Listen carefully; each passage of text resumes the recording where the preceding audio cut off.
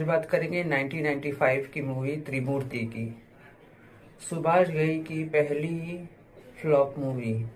मुक्ता arts के banner के तले ये मूवी बहुत ही बड़ी डिजास्टर मानी जाती है हिंदी फिल्म इंडस्ट्री के लिए। आज बात करेंगे इस फिल्म से जुड़े कुछ इंटरेस्टिंग किस्से की, इसके कास्ट की, और आदित्य पांचोली जो एक्टर है उनका इस फिल्म से क्या कनेक्शन है, वो उनसे क्या नाराज़गी उनको हो गई बोनी कपूर से, और ऐसी क्या बात हो गई जिससे वो इतने गुस्से में आ गए कि पुलिस तक ये बात पहुंच गई। आज इस वीडियो में हम जानेंगे। त्रिमूर्ति मूवी को सुभाष घई ने डायरेक्ट नहीं किया था। उन्होंने पहली बार अपने बैनर के तले कोई फिल्म डायरेक्ट नहीं की थी और ये मुकुल आनंद को उन्होंने ये जिम्मेदारी सौंपी थी और मुकुल आनंद ने इस फिल्म को डायरेक्ट किया था। और फिल्म तो खैर काफ़ी कुछ खास कमाल नहीं कर पाई, फ्लॉप हो गई, डिजास्टर में इसकी गिनती होती है। पर ये फिल्म पहली फिल्म है जो पहले दिन इसने 1 करोड़ का बिजनेस किया है, पर एंड ऑफ द डे ये फ्लॉप ही मानी जाएगी। फाइनेंशियली तो पैसे रिकवर हो गए थे प्रोड्यूसर के, और वहाँ पर तो कोई लॉस नहीं हुआ था, पर फिर भी एक बड़े बैनर की बड़ी फिल्म जो फ्लॉप हुई है बॉलीवुड में, उनमें से कुछ चुनिंदा फिल्मों में से त्रिमूर्ति मूवी का नाम आता है। और सुभाष घई इस फ्लॉप से उभर नहीं पाए। उन्हें ये बात हजम नहीं हो रही थी कि उनकी फिल्म फ्लॉप हो गई है, और कई हद तक उन्होंने डायरेक्टर मुकुल आनंद को इसके लिए ब्लेम करना शुरू कर दिया, और पब्लिकली प्रेस में सब जगह पर भी ये बात उन्होंने कही कि ये फिल्म की वजह फ्लॉप होने की मुकुल आनंद है।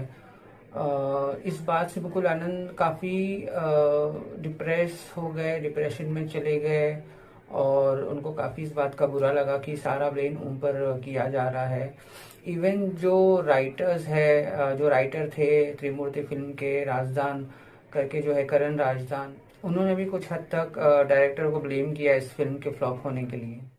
फिल्म की कास्टिंग की बात करें तो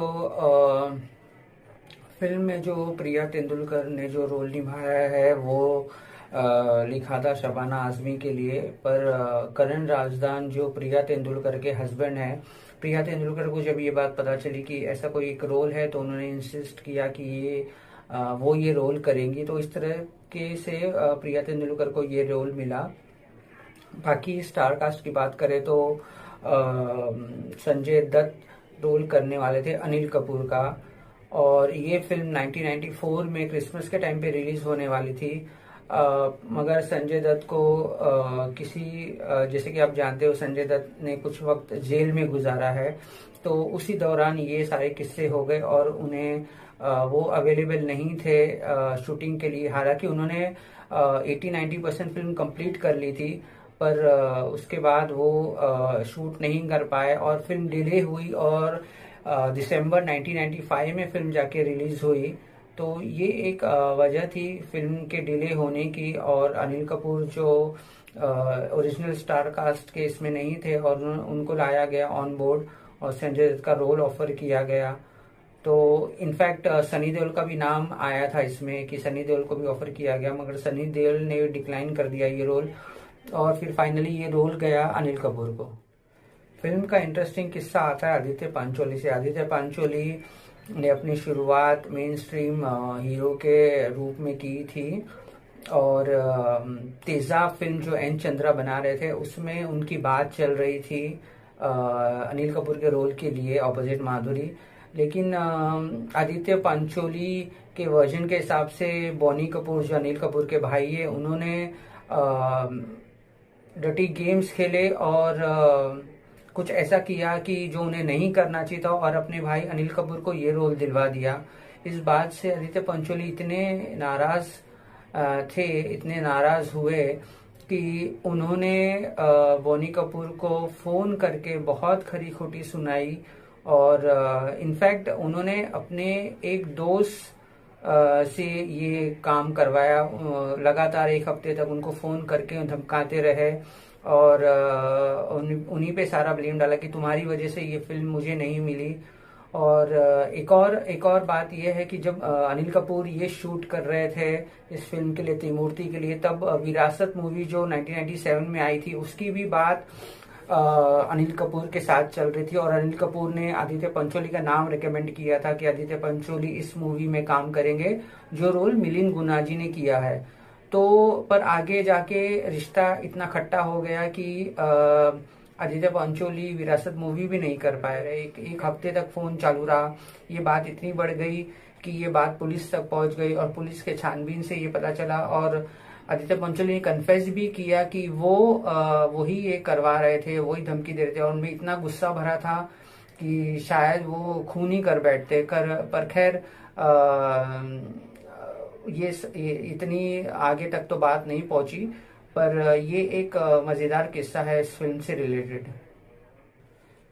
अनिल कपूर का ये कहना है कि अगर आदित्य पंचोली ने उनसे अगर मैन टू मैन बात की होती तो शायद वो उनकी बात समझते, और वो इतने भी ये नहीं थे कि वो ये फिल्म करने वाले थे।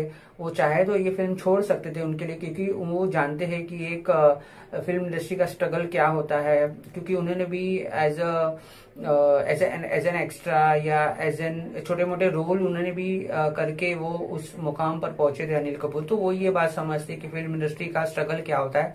तो उनका ये मानना था कि आदित्य पंचोली आके सामने उनसे बात किए होते तो वो शायद समझते थे। तो ये अनिल कपूर का मानना है। एक बहुत ही इंटरेस्टिंग बात है, फिल्म के एक सीन में शाहरुख खान ने एक जैकेट पहना है, और वो सेम जैकेट है जो उन्होंने DDLJ में भी पहना है। DDLJ त्रिमूर्ति के पहले रिलीज हुई थी। तो ये एक बहुत ही इंटरेस्टिंग किस्सा है जो शायद बहुत कम लोग जानते हैं। फिल्म की जो हीरोइनें हैं वो भी ओरिजिनल कास्ट नहीं थी। मनीषा कोइराला, पूजा भट्ट से बात चल रही थी, मगर किसी वजह से वो भी ये फिल्म नहीं कर पाए, और फिर फाइनली रोल गौतमी और अंजलि जटार ने किया।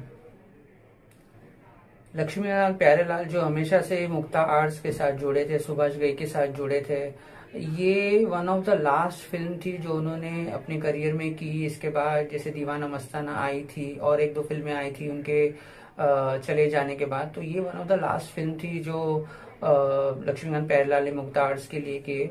फिल्म के गाने बहुत ज्यादा हिट नहीं थे, पर बहुत ज्यादा कम भी नहीं थे, काफी ठीक ठाक थे, काफी फेमस हुए थे। स्कूल कॉलेज के बच्चे काफी ये गाना गाते थे, और तो उस तरीके से काफी फेमस था यूथ में ये फिल्म के गाने। तो ये थी कुछ कहानी और कुछ किस्से त्रिमूर्ति फिल्म से जुड़े। आपको कैसा लगा आप बताइए, और हम मिलेंगे अगली फिल्म के साथ अगले एपिसोड में। Thank you.